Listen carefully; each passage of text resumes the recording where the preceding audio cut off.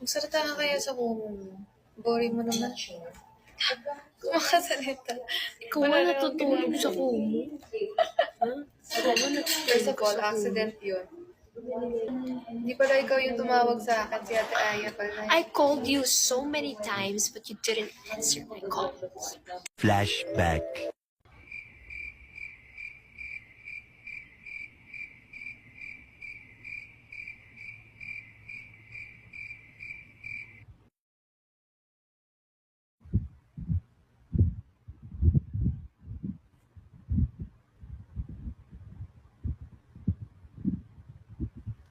Si Ate Aya tumawag.